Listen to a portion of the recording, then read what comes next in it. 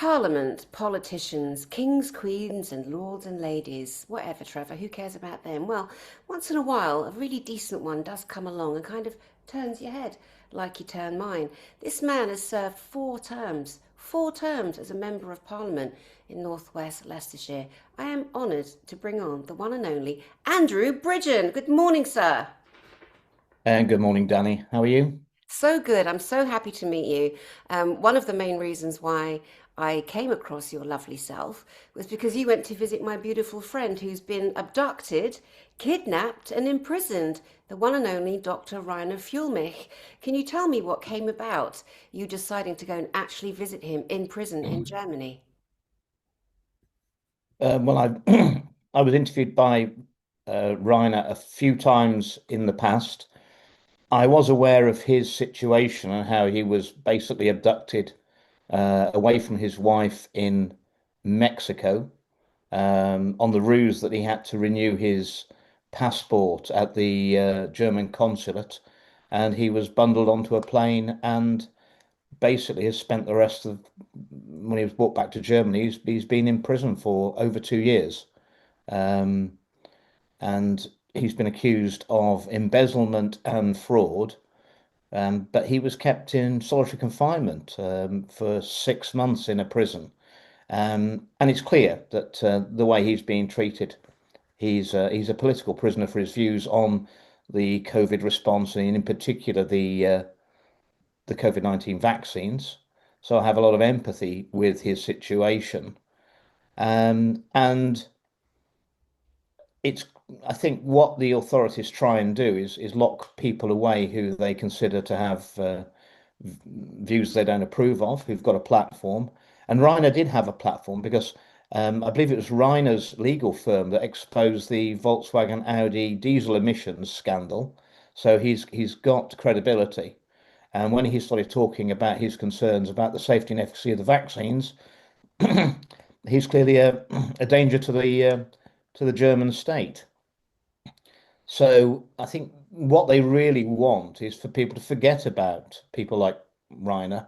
I mean, I also visited Tommy Robinson in prison as well. That wasn't easy, and they tried to stop me doing that.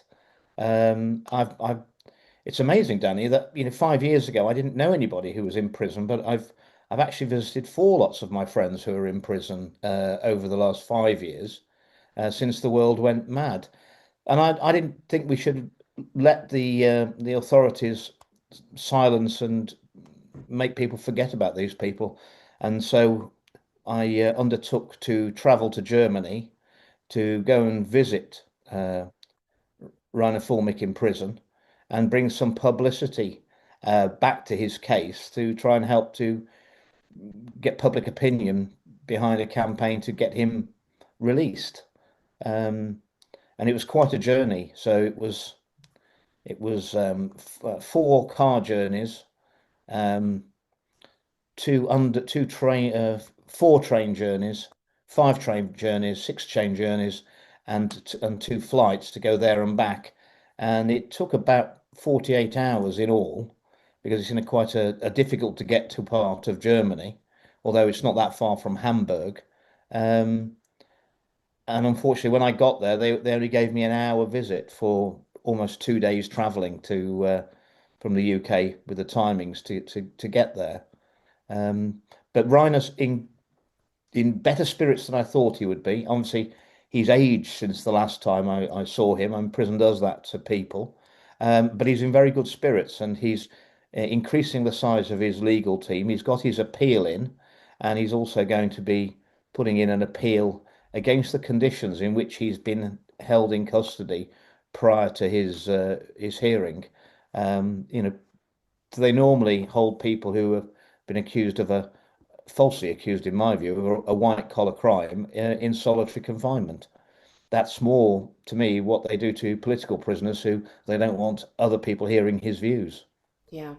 I've stated on my channel too that, in my opinion, they're trying to Julian Assange him, murder him slowly to death, make an example of him, but they pick the wrong lion. that man is unbreakable. And to put a brilliant man, a brilliant lawyer, an international lawyer, a family man, a husband, a dad to two dogs. Jimbo nearly died last week. Can you imagine you're in prison? That's bad enough. You can't be near your wife. She's in the wrong country still as well. They've frozen her accounts to make an example of Inca. They're so sick, they're so insane, and it's allowed. And who's it allowed by? Obviously by the ding-dongs that are running the world, and they're the people that need sorting out and clipping and naming and stopping, for their human atrocities, their crimes against humanity. Now he is getting out, and when he gets out, there's going to be a few sore asses. They're going to find a boot up them, a lot of them. And I'm making light of it, but really raging inferno inside, at the absolute injustice. And I'm so glad that you went to see him and that you could report. This was last month, wasn't it? Just a few weeks ago here. You could report to us that he was in, good spirits and buoyant. He sent And me. it's interesting that I think through back channels, he'd more or less been offered a deal whereby if he was willing to shut up, that I think it was made pretty clear to him that his release could be expedited. But he just refused it and said, "No, I'm not going to shut up." So Yeah, see, they're scared, and he's not for sale. Like other good people, he's just not for sale.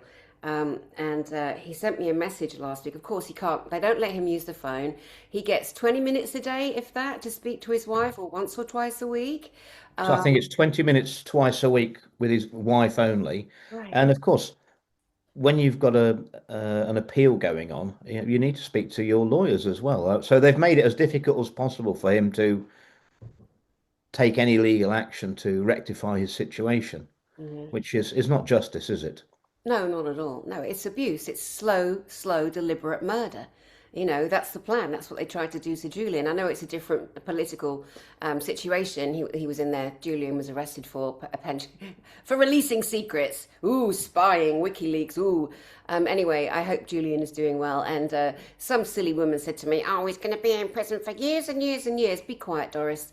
It's people like you, people like me on the front line, going out there, making a big song and dance about it. Then they can't ignore people like Dr. Rainer Fulmich, right? Well, there's a site in the UK. Well, there's a site on the internet, and the UK subscribers to support Rainer Fulmich's case. Um, it was at 2000 in the UK before I went out to see him, and now I think it's over 28,000. So it has had an effect. Um, and Rainer's a good man, and any time that anybody, uh, whatever their profile, have their human rights degraded, taken away, you know, we all suffer if we tolerate that, and you know, we could all be rhinophormic, couldn't we? Yeah, definitely. He mentioned earlier when he took Volkswagen to court and he won. He also took Deutsche Bank to court and he won. And because he's such a giant lion, a strong, powerful individual, a soul that lives for the justice of humanity truly, and is so driven for justice in this world, that's another reason why they made him a target and abducted him like pussy boys and kidnapped him and then put him in solitary. I mean, doing that to someone, a regular guy, a big man, as I was saying earlier, and putting them in a room on their own. I mean, to try and break him. I mean, it's absolutely evil. Well, it's a form of torture. It's a form of torture. Um, the removal of all human contact. And that's exactly what they did to repeatedly to Tommy Robinson in prison in the UK. They said it was for his own protection, but they had put him into the prison that's got the highest population of Muslim prisoners in the country. You know, and that is deliberate, obviously. It's so deliberate. I saw him yesterday on with Liam Tuff. I like Liam Tuff's show, and he was talking about when a drunk bloke was coming at him like, "Oh, come on, ever go," and he got boshed and he hit the deck, and then Tommy's running and being accused of murder and all the rest of it. And you can't imagine what prison and all the torment and torture has done when he's come from a place of passion, pointing out wrongs. In Luton, you can't even go. I went to Luton years ago. No thanks now. But that's wrong. People can't come in and take over. You can't take over that way.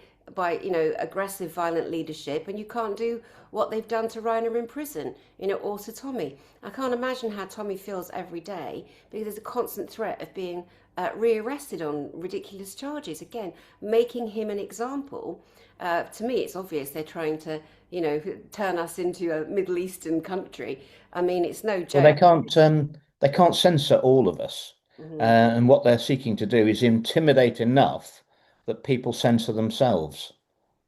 And to an extent that some of that's working with some people. People are so intimidated they don't give their views on social media because they're worried about a knock at the door. And when we've got 12,000 people being arrested and charged a year in the UK for hurty words on social media. I mean, I actually, interestingly, last night I had dinner with a couple of friends of mine. One of them's Alex Belfield, who was placed in prison for initially for 5.5 years for online stalking, the first person ever to be convicted of that.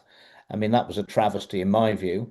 And the other person I was with was Lucy Connolly, who obviously was given 31 months for her remarks online that were up for a total of 3 hours, and she apologised following the Southport murders. It's absolutely horrendous. I mean, you said that they're hurty words. I mean, there's been people that have been, put away, briefly for less than that, much less than that. And again, it's to make an example to try and deflect away from anyone else doing it. But Well, in Chairman Mao's book of Revolutionary War, which I actually studied when I was in the military, on the inside page it says, um, "Intimidate one, kill one, intimidate a nation." And by making an example of one person, they seek to intimidate everybody in the country, and everyone's thinking, well, if I do that, that's what they're going to do to me. That's why the cases are so high profile to push that narrative that we're all at danger. Um, and ultimately, I mean, it's a basic human right that we all have a right, A, to free speech and to freedom of association and to express our views. And in particular, that extends to political views, because obviously it's in the government's interest, whatever colour they pretend to be, to say that they've got a narrative and they don't like people who disagree with their political views. Well, I mean, that's a basic human right. And if you haven't got that, if you haven't got the right to free speech and freedom of expression, then you have no rights at all, because every other freedom we enjoy comes from that ability to have freedom of speech, freedom of thought, freedom of association. And those are rights enshrined in our, the English Bill of Rights originally. Um, but gradually successive governments are trying to sort of move us to a position where our rights become privileges, and privileges, of course, if you don't behave well or you're considered to be in breach of the rules, privileges can be removed, whereas rights are inalienable and you can't take someone's rights away. But that's unfortunately the direction of travel. And when we're seeing things like digital ID being brought in, um, with all the ramifications that that will bring, and it's been brought in with an iron fist of mandatory. And I don't know if we heard that they're now saying that all newborn babies will have to have a digital ID, which will go with them for the rest of their lives. So they're sort of coercing the whole population into getting into this new system. And I very much tell anybody that if you say yes to digital ID, you'll never be able to say no to any government in the future. that's how serious it is, literally. And the bullying taxes, the bullying way they're doing this, forcing and coercion, and mandatory. I mean, that people do not have to do it. It's that simple. This is where people If have it to was good for stand you, up. that if it was genuinely a benefit for you, they wouldn't have to coerce people. It's exactly the same as the situation we saw with the COVID-19 vaccines. They were pushed so hard, and obviously we were told they were safe and effective, and mandates were brought in, and people were threatened with losing their job. You don't have to take it, but we'll sack you if you don't take it. Um, anything that's really good for people, you don't have to coerce them into taking it, do you? And that should set alarm bells off. Whenever the government's pushing something that vigorously, uh, it's going to not be in the interests of the public. It's in the interests of the government. Hmm. And the thing is, you've got to remember too that we have a driving license and a passport. Ding dong, hello. Well, We don't need we this. were told that, we need these mandatory digital IDs to stop illegal migrants working. We also have national insurance numbers. Everybody has a national insurance number who's resident in the UK who can work. And if you haven't got a national insurance number, which illegal migrants haven't, then you shouldn't be able to work in the UK. So, I mean, it's a complete nonsense. Mhm. But I mean, every problem that's created in our country, mostly by our politicians, Yeah. um, the solution over the next few years will always be digital ID. Hmm. I saw Tony Blair the other day, the WEF's puppet, World Economic Forum, who put themselves in charge of the world. I didn't vote for them, so as far as I'm concerned, didn't sit down and interview you, mate. Didn't look at your CV or your resume. Therefore, sit down and be quiet. They're self-appointed, self-anointed for the rest of the world. And I saw him as going, "We've got to know who's been vaccinated." No, you don't. Like what? They Well, they want to know literally. who's not been vaccinated so they Yeah. can put pressure on them. Right, right. But I mean, look at it. I mean, it's eaten away at Tony Blair, hasn't he? You look at his face. I mean, he's carrying it. I mean, I think he now has a face. I describe it as he's got a face like a devil sick of sin. Uh, when you look at him, you know what I mean, don't you? Of course I do. Of You course know, I do. and Beast in I would remind your listeners something that tells you everything you need to know about Tony Blair, and it was right at the beginning. So, the Blair government got in 1997, and what was the first piece of legislation they rushed to put through? It was never in their manifesto. They never spoke about it before the election, but it was the most important thing they wanted to do. It was the first thing they did when they got into power. After what was it, 17 years they'd been out of power, since 79. They took the first thing they wanted to do, and they rushed through Parliament, was to take the death penalty out of the Treason Act. I put it to you that they knew they needed that protection because they and every prime minister of every party of every colour since have committed treason against the people, and that is conspiring with with forces outside of the UK against the British people, and that's why they had to take the death penalty out of the Treason Act. They knew they were going to commit treason. Hmm. And a lot of these boys, men, have come up through the Young Leadership Program, which is run by the World Economic Forum. So there's a standard grooming that elicits these potential. Well, they're all puppets. They're all owned. They're not individuals. I was The told that individual groups. by 2020, for the COVID scamdemic, there were 4,000 young global leaders in positions of power around the world. So that would be on average 200 for every country in the world. God, all answering to their God, which is Satan. We know that, and it's not a joke. It's actually true. Their God is Satan, and Satan hates everyone, so nobody wins in the end anyway. All the I think they're Luciferians. yes, yes, That's what they are. Yes. yes, yes. I truly, deeply believe that, and with all the evidence that we've seen and that we're given, and the things that we're told, and the whistleblowers that I meet, and the people I interview or have stand on stage at my conferences and speak their minds uncensored. To all the truths that they know to be real. Yeah, it definitely is a Luciferian atrocity. And again, And I think that's one of the problems is that to get your head around, what some people say are conspiracy theories, but they're actually facts. facts. You'd have to have people perpetrating those crimes against humanity, and especially against children, which are so heinous that most normal people just don't think that's possible that humans could do that to each other. And that's part of how they get away with it, in that people think, well, no one would ever do that. They wouldn't really seriously harm children, murder children with medicines.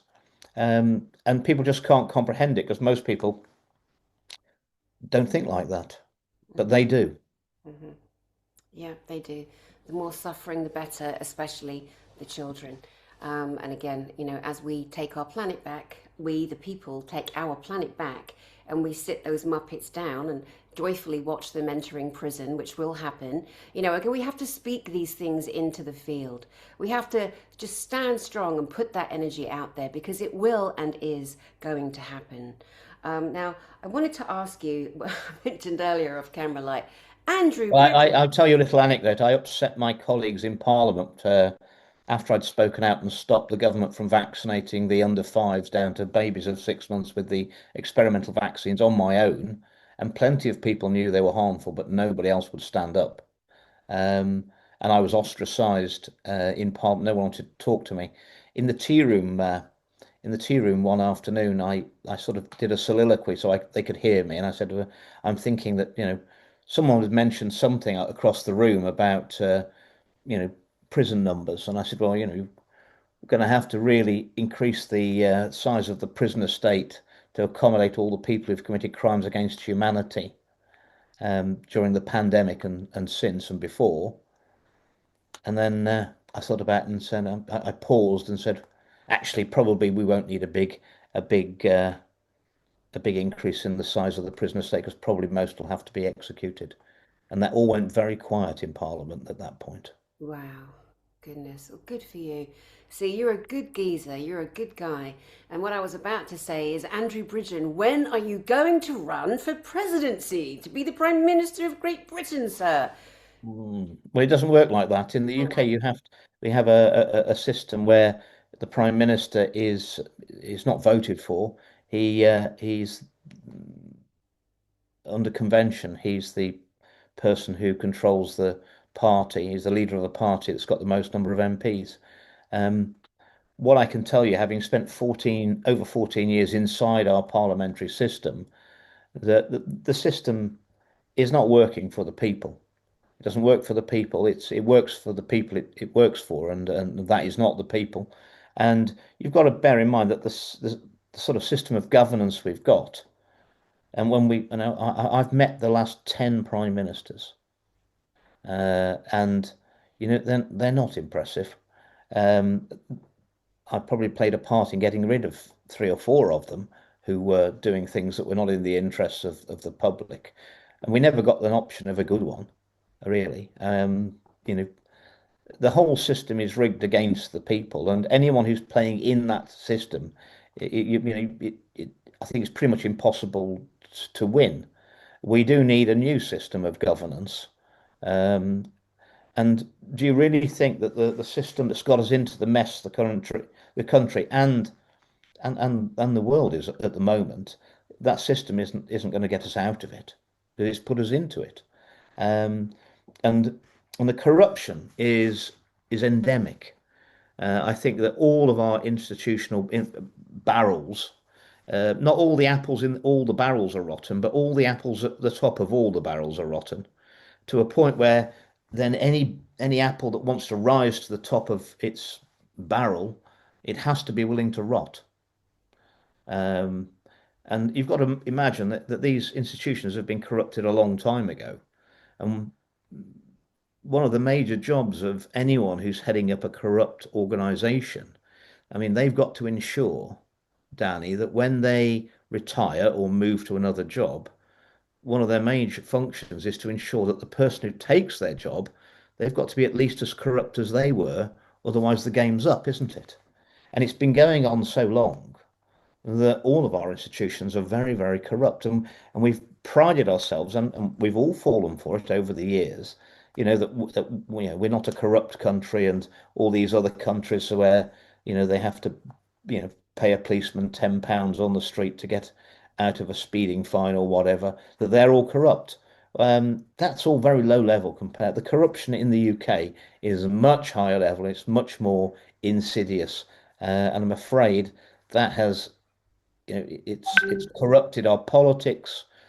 I'm afraid our senior policing, um, the judiciary, big business, and of course healthcare and the sciences. Um, it's quite a job, but if we can sort this out, I mean, there's going to be great opportunities for people who are unsullied by the corruption, and And that's why we have such lamentable economic growth in this country, because we don't really have free market capitalism. It's crony capitalism, and you have to be in the club to make money. And if you're making money and you're not in the club, you're probably taking money from the club, in which case then you'll be stamped on by the institutions that I've just named, whether that's the regulators, the banks, the police, or the judiciary. That's what the power they have to destroy people who are not in the club. Yeah, and not to mention the paedophilic tendencies a lot of politicians have. Who was that big? Well, it's the last. I mean, I don't think anybody really cares, consenting adults who's sleeping with who nowadays. But I mean, obviously, underage paedophilia is a major taboo, and that's the blackmail that they use to control people. And I'm afraid I don't think you can rise in any of the institutions unless you're compromised, because they can't be sure they can control you. Mhm. So you've got the very worst of people getting to the top, because the people who are completely compromised, and that runs through all our current politicians. And that's how we ended up in a situation where in November 2022, when the Medicines and Healthcare Product Regulatory Agency asked the government for permission to extend the experimental COVID jabs down to babies of 6 months of age, Mm. none of which of those, there's no children who have died of COVID unless they had massive comorbidities, so they were very, very ill anywhere in the world. Yeah, I knew that at least 1 in 800 would die or have life-changing injuries from those vaccines, and there were no benefit. It's probably actually 1 in 120, because as I'd already uncovered and written to the then Prime Minister Rishi Sunak, the vaccines, the COVID-19 vaccines that gained emergency use approval were not the vaccines that went in people's arms. They were completely different vaccines. They were batch two, manufactured in a completely different way, and they'd never been tested. They're probably 5 times more dangerous than 1 in 800. So they're probably around, I don't know, 120, 130, and they want you to have 15 of them. So you're playing Russian roulette. Well, they wanted to get the little children into that.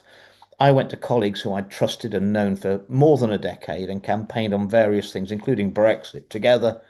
And to a man and a woman, many of them said, yes, I think you're right about the vaccine. This is back in 2022. There's something wrong with them. I wouldn't take any more, but I'm not going to stand up, and I daren't stand up. They wouldn't stand up and stop them. And some of them even admitted to me they'd actually had massive side effects themselves, including one colleague had had 2 heart attacks down to the vaccines and still wouldn't speak. Another colleague's sister was paralyzed from the neck down with Guillain-Barré syndrome, and she wouldn't speak. And I said, well, look, you've got a duty, they've done this to your sister. And then she said, well, yeah, but my sister's a nurse and she was coerced into taking these vaccines. Now she's paralyzed. She's at the mercy of the NHS. And she said, and you know what the NHS are like with whistleblowers. I'm not speaking out. And she never did. She never did. It's so sad. I was living in America. Well, I was living away, Costa Rica and America and Hawaii during that time, that whole COVID time. And a friend of mine in America was a major nurse, and she was the nurse that if your baby was born premature with its organs outside, as some little ones are, sometimes she'd be that perfect specialized nurse that would take care of that infant. And unfortunately, the saying was they left their shoes at the door. I think that's one of the saddest things that's ever happened on our planet, is that the greatest people in healthcare, so many of them that refused to be injected, left their positions. But the ding dongs at the top, which is a very nice word for them, genociding, murdering bastards, they have killed and squashed and maimed the entire healthcare system in the entire world. And it's on purpose. It's absolutely on purpose. Now, what kind of evil mind creates such a catastrophe? Well, they've been captured by Big Pharma. I mean, basically, our health service now has become a dispensing service, the marketing arm of Big Pharma, and the money is enormous. I mean, Big Pharma in America is a $3 trillion a year industry. We know they make massive donations to their politicians. It'll be exactly the same over here. I mean, I only heard this week that 14 Labour serving MPs have picked up 2.8 million pounds in donations from uh, from private healthcare companies, and these are supposed to be Labour MPs who are socialists. So, I mean, the corruption is immense. Do you know that? And I didn't know this until after I wasn't an MP anymore.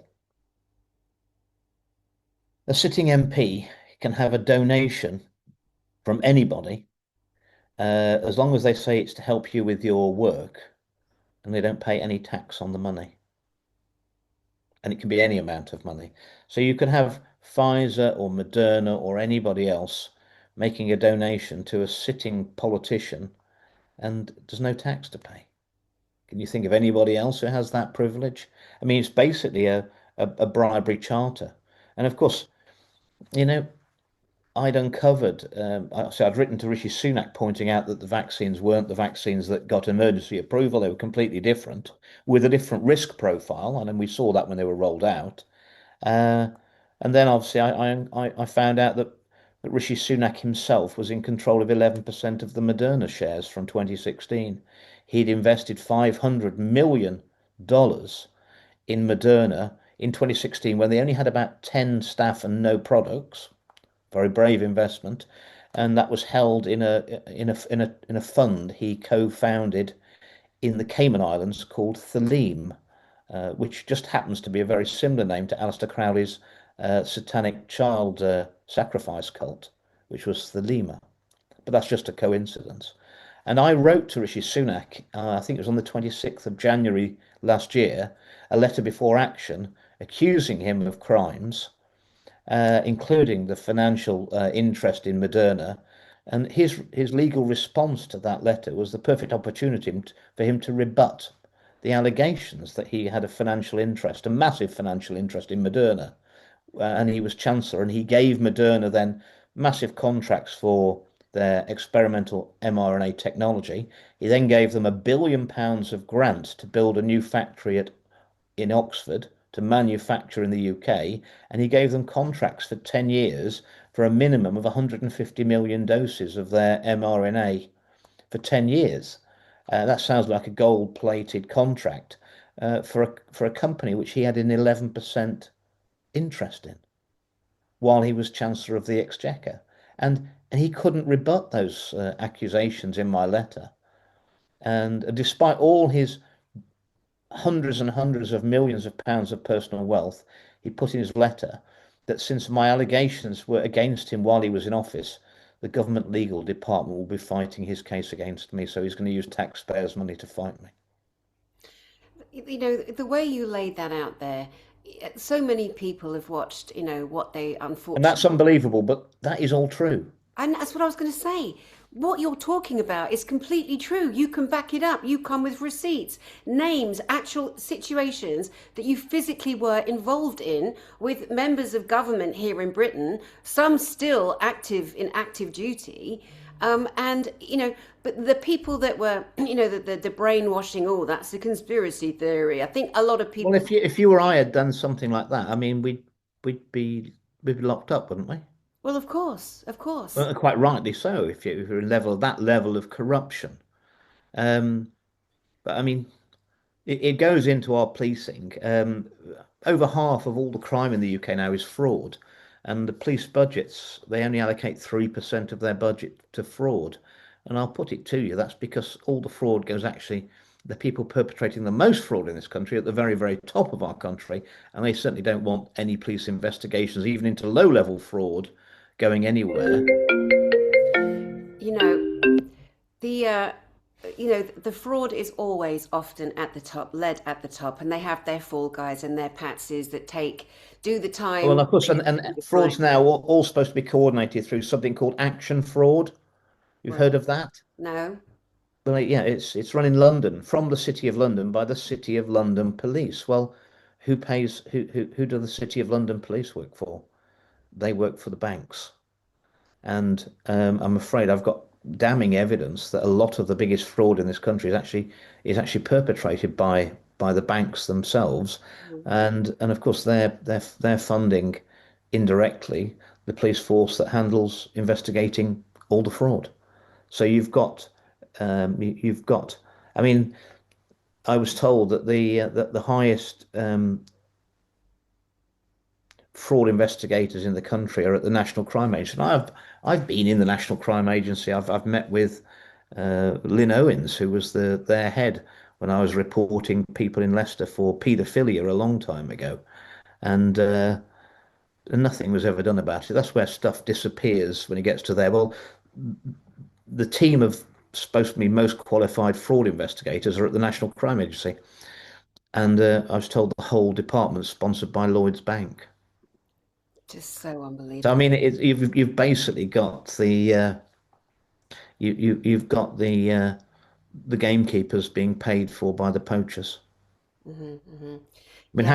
how can you end up in a situation where a private company is sponsoring the and of course, I mean, I don't know what you know about the Lloyd's banking fraud, but I mean that is horrendous, and the way that's been covered up, you've got you've got seven, 800 highly net worth individuals who've been absolutely fleeced by Lloyd's Bank of billions and billions of pounds. Um, it's a fascinating story. You need to get a gentleman called Anthony Stansfeld on. He was the Police and Crime Commissioner for Thames Valley. He came and briefed me many years ago, and it is unbelievable. But he's a very believable gentleman, and his Thames Valley Police uncovered the HBOS banking for fraud um, in the about 2014, and I think it was the branch at Reading. He believes they had defrauded their customers of over £1 billion out of that one little branch. Um, and I'm afraid, obviously, the banking industry wouldn't want people to think that that was endemic across the banking industry. Well, if you have Anthony Stansfeld on this program, I think he might tell you exactly how it works, and it will make your hair curl. Mm-hmm.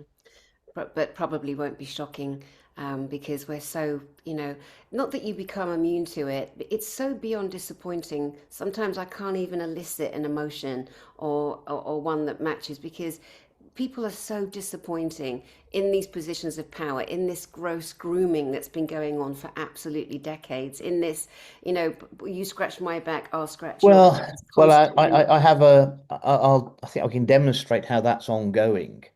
I have a confession to make. I actually do have a friend who's a Labour MP, and not politically. I mean, we would have attacked each other vigorously in the chamber, and that's when I believed in the politics of right and left. And I'm not sure I believe in that anymore. I don't think we're in the politics of right and left. I think that's an illusion of choice. I think we're in the politics of right and wrong. And he'd obviously I've known him since we both were elected first of all in 2010, and he contacted me in July this year. So, and I after we'd done the niceties and you know the introductions again, I said to him that I've known you now for 15 years, and for 14 of those years I was sitting on the government benches, well, nearly 14, I suppose 13 before I crossed the floor, and you always wanted to be on the government bench. I said, well, you've had a year now of being in government. How are you enjoying it? And he's got a very, very safe seat. You'd class that as a seat that's probably never had anything but a Labour MP. And he said, my career's finished. At the next election, I've definitely lost my seat. There's nothing can be done about it. We're doomed. And he said that a few of the new elected Labour MPs had said that they thought they could pull it back. And he said, but they're deluded. And I said, well, I'm not surprised. I mean, look what you've done and what you promised. I said, you promised before the election that you were going to cut energy bills by to the average household by £300. What did you do? Well, you took the winter fuel allowance off the majority of pensioners. You allowed energy companies to put their prices up by an inflation busting 9% in October 2024, and they've put it up multiple times since. Um, you're supposed to be a socialist, a caring socialist, and you've taken benefits off the severely disabled. I said, do you think that's going to make them be able to work if you just give them less money? Will that make them, their legs work? No, I said, and and then you're pushing through assisted dying, so you'll be able to tell all these people who can't afford to live anymore, well, then we've got an alternative for you. You can kill yourself. The state will help you. I said, and please don't tell me that you voted for that appalling decriminalisation of abortion up to birth, which is murder. I said something which you wouldn't, I don't think if it was explained to people, you wouldn't get 3% of the population would vote for that or support it. I think it flew through Parliament. And he said, I don't know. I said, what do you mean you don't know whether you voted for these things or not? I said, you're a five-term Labour MP. You've been in Parliament, for more than 15 years. And he said, it's that bad. He said, I just sit in the tea room, in the members' tea room, and I wait for the division bell to go off, which tells you there's a vote on, and the tea room's right next to the voting lobbies and the chamber. He said, then I go in, I look where the Labour whips are, and they're, they'll be on the entrance to whether either the aye or the no lobby, telling you which way to vote. He said, and I go through and I vote the way the government want me to vote. He said, because I don't look at the order paper anymore to see what we're voting on, because if I don't know what we're voting on, he said, I find that I can get to sleep rather better at night. Well, that's a complete abdication of the duties of a member of parliament. So when you think how is Starmer going to get his mad plans through for mandatory digital ID or a war with Russia or more measures to impoverish the people? I mean, his even very experienced MPs are so cowed they don't even want to look at what they're voting for. All they're doing is going through like robots through the voting lobby, like lobby fodder, which is exactly what all the whips departments want in Parliament. They don't want MPs that actually look at the legislation and think, is that going to be good for the people who vote for me in my constituency? Is that going to be good? They don't want any of that. They don't really want MPs who come from the area that they represent. They would rather you didn't, because they do not want you to have loyalty to the people that you're supposed to be representing. And I don't know if you're aware that after the 2024 election, the job description for MPs was changed after the election to remove their requirement to represent the views of the people in their constituency. Oh my God. And what people think is they vote for an MP, they think they're going to get someone who's going to represent them in Parliament. What they're actually getting now is a member of a political party who will represent that political party in their constituency. They're getting the exact opposite of what they thought. And that isn't the ethos I came into politics on. I was a local businessman. I was a multi-millionaire, young executive of the year UK. I was involved in I started a business with £1,000 in 1988, and by 2005 I built it up to a 30 million turnover business with no debt, employing 300 people. And I wanted to do something good for North West Leicestershire, which was the poorest constituency in Leicestershire. And myself and a few friends who went on to the council, it took us 12 years. What I can tell you, Danny, is that by 2019, North West Leicestershire was the richest part of Leicestershire. We're the only part of Leicestershire with above average UK average household incomes. We built enough houses of good quality, allowed those to be built, that our house prices were still 30% less than UK average. That was the sweet spot. So high income. We've got we built up enough business and industry in the constituency from a very low base that there's 1.2 jobs in North West Leicestershire for everyone of working age. So we have to bring a lot of people in to come and work in our industries and businesses. So that keeps the wages going up. And unsurprisingly, before the 2019 election, North West Leicestershire was the happiest place to live in the Midlands. Wow. And what were the other MPs doing um, for all those years? And it wasn't rocket science. I was a businessman. I know what prosperity looks like. I know how to get it. And it wasn't a full-time job to improve the lives of people in North West Leicestershire. But the political parties didn't like me doing that because it made everybody else look bad. Mm-hmm. You Mm. know, we hadn't all moved up together. North West Leicestershire had gone from the poorest constituency in Leicestershire in 12 years it took us to do it. with radical reform of the council. We also brought in the longest council tax freeze in the UK history. 16 years we never put the council tax up. We never had to. Wow, just incredible.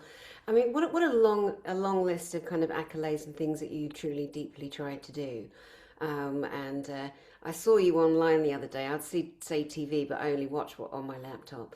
And you were in, I don't know what room you would call it, because obviously we the people outside, we're not educated, most of us, on what the chambers are, what the lobbying hall is, or whatever. And the way the languaging in there, it's so old fashioned, like the silly men in their wigs, the Queen's Counsel, the barristers, wearing the gowns and the wigs. It's like, mate, take your wig off, take your gown off. Let's get up to 2026 now. Let's have some real kind of conversations going on. When you mention all the COVID crimes against humanity, I'm like, where are all the people suing everybody, making a big friggin' Well, stink, they're trying, but I pushing mean, forward? you've got the judiciary and the legal system completely locked down against you. So, I mean, you've got this case in the Netherlands, and I'm traveling to the Netherlands next week to speak out there, um, where the partner, one of the partners in the legal firm bringing the case against Albert Bourla, Bill Gates, and Mark Rutte for crimes against humanity during COVID. I mean, he just got arrested and he's no one's seen him. He's been remanded in custody ever since. Very similar to Rainer Fulmich. Um, I mean, it's very hard when the establishment have got all the cards. My legal case against Matt Hancock, three on the 11th of January. That's 3 years and we're not moving forward because he's got unlimited money behind him. He appeals every decision that goes against him, and the last thing he wants is to be in a court of law answering questions under oath about his conduct during the pandemic. Hmm. And he's never even put a witness statement in because you can't be cross-examined unless you put a witness statement in, and he refuses to put his own signed witness statement in. He hasn't got a defence, but he's got a lot of friends in very high places. He's got unlimited amounts of money to drag out all the litigation, and you can't get the state to investigate the state. I've found that out on child trafficking and many other instances. And I would remind your listeners that I actually was the MP who uncovered the post office scandal, at the time the biggest scandal, uh, miscarriage of justice in the UK's history. Over 1,000 sub postmasters wrongly convicted because of a dodgy software system brought in by Fujitsu, which now we know all the politicians at the top knew it was faulty and let all those people go to prison rather than upset Fujitsu and that was a cover up for 20 years. I investigated during the um, in 2023, 2023, 2024, 2023, um, uh, the thalidomide scandal. And thalidomide had caused enormous damage to fetuses. Half of them would have died, and half of them were born with life-changing injuries, depending on how much of the drug the mother had taken and the term of gestation, what part of the gestation period that was taken. Turned out that thalidomide crossed the blood placenta barrier into the fetus, and it prevented angiogenesis, which is the formation of blood vessels. And thalidomide's big selling point was you couldn't overdose on it, so you could take as much as you want. And obviously, the level of the dose you took was the level of harm it did to the fetus. Yeah. Um, but it was withdrawn in 1961 because of the harms it was doing. It was 1972 before the word thalidomide was allowed to be debated in the chamber of the House of Commons. 11-year cover-up of something where you could see the children that were so badly affected by that, and they didn't get any compensation until 1972. And of course, the manufacturers of thalidomide were a German company called Chemie Grunenthal.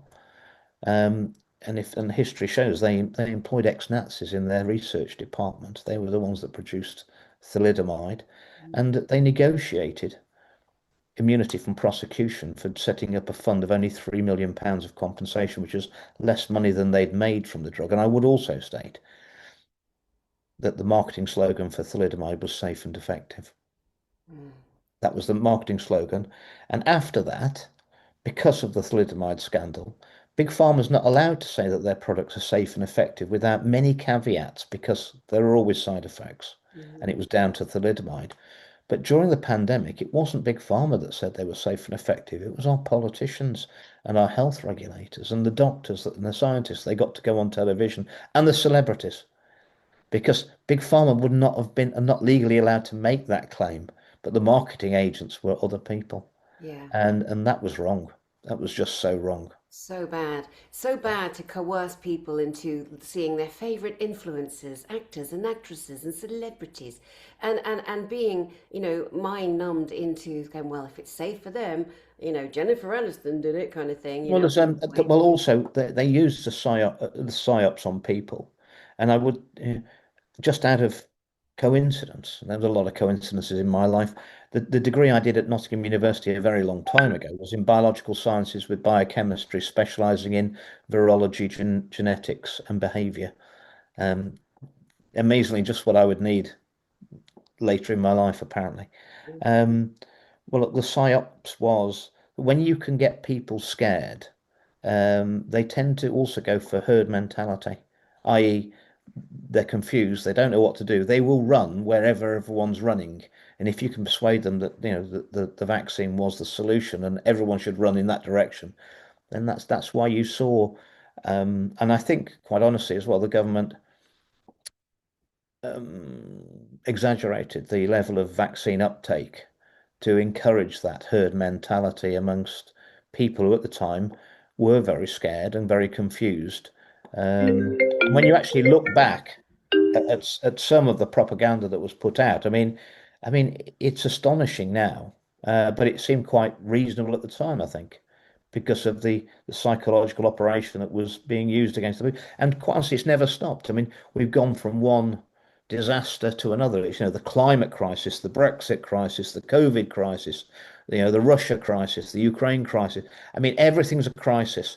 And I went into government, public service, as a very wealthy businessman. They've taken everything off me. They've taken my business off me, my private pensions off me. They took my house off me. I'm the only MP who had to sell his house to HS2, which is another fraud. And they swindled me on the price of that. Um, and and they've tried to teach me a lesson. They wrote me out of the post office scandal. I also exposed the modern slavery in Leicester in the garment industry, with thousands of people being paid a fraction of the minimum wage in sweatshop conditions. That's extremely interesting. And it's scandal after scandal I'd exposed. And the problem is that when they went for me, when I spoke out against asking legitimate questions about the safety and efficacy of the vaccines, um, the way they punished me has scared all the other MPs and current MPs. They're not intrinsically very brave people, quite honestly. They're very risk averse. So I said to my Labour friend at the end of our telephone conversation, if you know you've lost your job, why don't you just stand up in the chamber and tell the people the truth? And he said, no one's going to do that, Andrew. He said they saw what you did when you stood up about the vaccines and nobody wants it, so it isn't going to happen. So half of it was to punish me for speaking the truth, the unpalatable truth that they didn't want, and half of it was to scare the others, and it worked. I mean, I'll level with you. The Conservative Party, before they expelled me for speaking out about the vaccines, which I didn't know was a heinous offence, because I'd never seen the approval of experimental messenger RNA vaccines were in the Conservative manifesto in 2019, because they weren't. So I was under no political obligation to speak about them. Um, um, that You can say any lie you want to in that chamber, and a partisan crowd will cheer you. But if you start speaking unpalatable truths, you find out that I had to eat all my meals on my own for 20 months because no one would sit with me. God. I mean, any other workplace, you'd be done for bullying and harassment, wouldn't you? Yeah. But Yeah. I mean, I didn't really want to sit with them when I knew, and So no, it's that the solutions to our problems in this country now, they're not going to come from Houses of Parliament. It's got to come from the people up, because I'm afraid our politicians are completely compromised. Mhm. Um, Well, and I'm really sorry that it took me so many years in that place to realise that I'm looking back now that all the signals were there. I remember saying to Osborne and Cameron, who had no regard for me whatsoever, they didn't like me, that we didn't, they were supposed to be these brilliant politicians. I said, we don't need politics. We need policies that make life better for the people. And then why wouldn't they carry on voting for us? If we're making life better, just like I and my team were making life better in North West Leicestershire. mhm, And, uh, and they looked at me, and this is in 2011, a long time ago, and I'd only been an MP for a year, and said, "You don't understand, Andrew. It's all a game." And and I didn't understand in 2011, but Danny, I do understand now what they meant by they're saying it's all a game. yeah, yeah, isn't it so And tragic? I always thought that so many, I mean, all the good legislation, that things that I was trying to push that would make life better for people was so hard, and they weren't interested. And I spent most of my time trying to stop bad things happening that were being put through by my own government, like, HS2 and various bits of legislation that were very, very harmful. Mhm, And that's not as satisfying as doing good stuff. Um, but and I thought this is like a conspiracy, because the good stuff can't get through and the bad stuff you can't stop it. mhm, Um, you know, and I thought, well, yeah, but I knew all these people who are supposedly in charge of the country, Cameron and Osborne and Theresa May and Boris Johnson, and I thought, because it's got to be cock up, not conspiracy, because these people aren't bright enough to run a conspiracy. Because you've got to be clever to run a conspiracy, haven't you? You You've got to really be a do. good liar, a good liar. Yeah. And uh, and they weren't. And it's only when I realised that they were only puppets and it wasn't their conspiracy, then it all dropped into place. Mhm, And that was a dark moment when you realised what was really going on. And I don't know how you were. Perhaps you've always been awake, but when I woke up, I mean, I probably had about 6 weeks where I just didn't want it to be true. I was in the grieving stage for my way I thought the world worked, and I've become, you know I've always been spiritual, but I'm more spiritual now than I've ever been, and I've certainly prayed more the last 5 or 6 years than I've ever prayed in my life. And Danny, most of what I prayed for was that I was wrong, because life would be so much easier if I was wrong. mhm, But unfortunately, it's not. It's true. I'm afraid it's all very dark and it's all very true. And the people I thought were my friends dropped me like a stone. Uh, I mean, there is a saying in politics, and it's quite true. You know, if you want a friend in politics, buy yourself a dog. And you can have plenty of friends when you don't need them, but if you ever need a friend in politics, you'll find you really haven't got any. Uh, I was quite. Oh, I was impressed. I mean, when I was thrown out of the Conservative Party, nobody I'd worked with for more than 12 years at that stage contacted me in Parliament. They never contacted me, texted me, or spoke to me. But I did get a phone call from a US presidential candidate within an hour on my phone. And that was Robert Kennedy Jr. rang me and said it was disgraceful, and said he'd back me, and that I was the bravest MP in the UK Parliament, which is quite nice. But yeah. I mean, he's not doing everything I'd hoped he was going to do. I know Jay Bhattacharya, who's got Anthony Fauci's job. He's a good guy. I mean, excellent. Jay's an excellent guy. Something's holding them back. They need to get those mRNA vaccine platforms suspended, and we need a full investigation, because I'm afraid they've killed millions and millions of people around the world, and it's ongoing. Hmm. With plans for more, and then monsters like Gates. So you're saying that Well, the I don't know if you saw yet this day, the Medicines and Healthcare Product Regulatory Agency approved a new self-amplifying mRNA vaccine last week. And it said I looked at the papers, and it said it's gone through clinical trials and they've approved it. And that makes it sound like, they used a double-blind placebo test where they injected a population of people who didn't know whether they got the new vaccine or saline. Yeah, they didn't use saline as the placebo. They used the comparator. They used the COVID the Pfizer COVID-19 vaccine as the comparator. Mm. So the benchmark now for having a medicine approved is it's only got to be about as safe as the Pfizer COVID jab, and it's going to get approval. That's the benchmark now. I mean, and if anyone thinks that that is a reasonable test of the safety and efficacy, uh, then they'll understand that, when our health regulator is 86% funded by big pharma, there's a lot of control there. That's how another corruption. Wow. I really admire you for sitting and basically laying out, one depressing, miserable situation after another. But sometimes we have to hear it from somebody who was in the inside, somebody who witnessed, somebody who then felt the rejection, the isolation, the humiliation and shaming. That's what we do. And for humans, that's one of the worst things you can do to a human. It takes a certain strength for someone to come through that. And I take my hat off to you, truly, and I salute you for it. It's incredible. And again, this isn't to depress or scare people, of course, but sometimes we just got to hear truth rather than keep passing other people's stories about or repeating other people's information. You actually have lived this experience over and over and over again. Now, as we both feel truly that things are changing in many different ways, and that moving forward, governments will not be as they are. They cannot be. They can only be and will be from the people, for the people, by the people.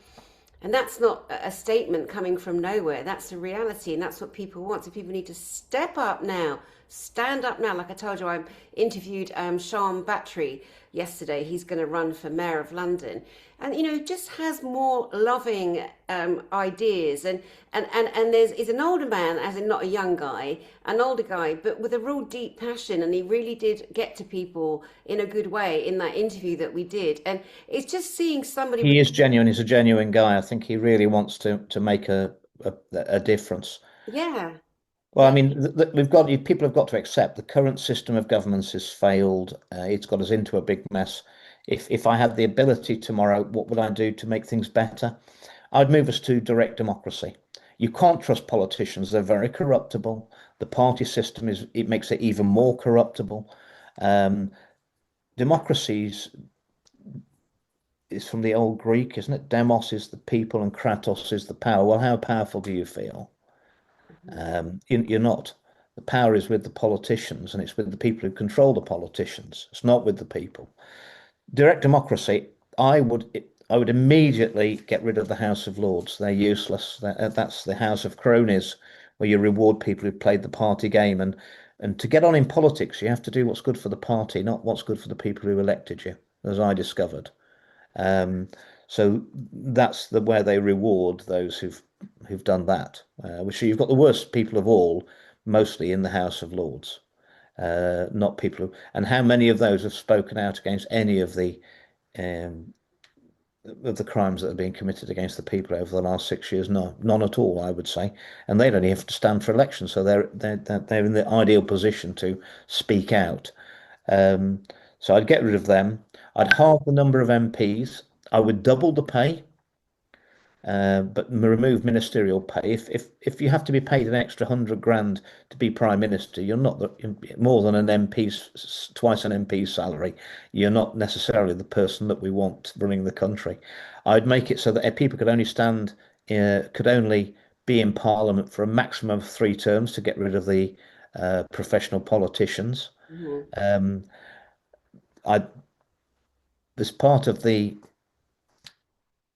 package, I'd say there's going to be no external income while you're a member of Parliament, and no lobbying at all.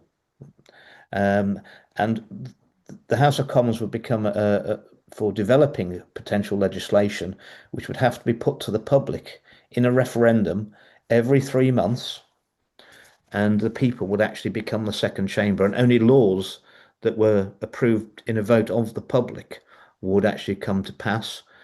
But to have that, Danny, we need to have a free and open and fair reporting media to allow people to have all the facts so they can come to an informed decision. And unfortunately, we don't have a free media in this country. No, I think it was exactly. Malcolm X. It's all propaganda. And it's basically owned by six companies worldwide, all the media in the world, uh, in the developed world anyway. And I think it was Malcolm X that said that the media have got the most power in the world because they have the power to make the innocent guilty and the guilty innocent. And I've seen it done so many times where any story that I actually knew the details of, when it was reported in the media, the TV or the radio or the newspapers, it bore no relation to the facts that had actually gone on. Mm-mm. Completely spun.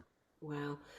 Well, we look forward to people paying attention to what you're saying and recognize that they do have power to stand up. They do have power to take positions and push forth, and come together and hold everybody accountable. And I hate to bring this to an end, but we do need to at this stage. I have so enjoyed sitting with you and listening to you, and I so love you for going to see Dr. Rainer Fuellmich and reporting back on him and for all the things that you stood for and still stand for. And you're a good example of a good man, with a heart and a mind for the people. And I wish that people will pay attention to the way that you have behaved during these decades of being committed to justice for everybody, really. And if you want some evidence that we are that good will prevail, um, I draw back on my behavioral science background. I think humans, we've been on this planet a lot longer than all the time. It's always humans have been here longer, longer, long. All the evidence they find is that, 300, 700,000 years. We don't evolve. We don't change very much. We're generations, 20 years. We don't evolve much between generations. We're very much the same as the people who were here 1,000 years ago, 5,000 years ago. The fears, the hopes, the desires, the thoughts. We're the same people. We haven't changed very much. And we adapt. We adapt our behavior. Now, if being evil and harming people, and that we've always had those people amongst us, but if that was the winning strategy of life, we've been on this planet long enough that everyone would have to be adopted that strategy. And the mere fact that most human beings are still intrinsically pretty good people, that tells you that good is the winning strategy, and that's why we're going to win through. Yeah, that's beautiful, beautiful. Andrew Bridgen, thank you so much. Do you want to give information on how people can get hold of you? Are you open to connecting to others and coming to see I'd, you I'd, I'd even? like you to follow me on Facebook and at a Bridgen on X. Um, and I do have a website which is abridgen.uk, and it does have an email address there that you can contact me if you wish to. And I don't have a staff anymore, so you'll just have to bear with me as I come back to you. Brilliant, brilliant. Thank you so much, Andrew. But And keep the faith, and I think this is going to be a crucial year. And there's nowhere for people to hide. You are seeing people for what they are. I think Starmer's being seen for what he is. A mhm, lot of politicians, and the best disinfectant is always transparency and sunlight.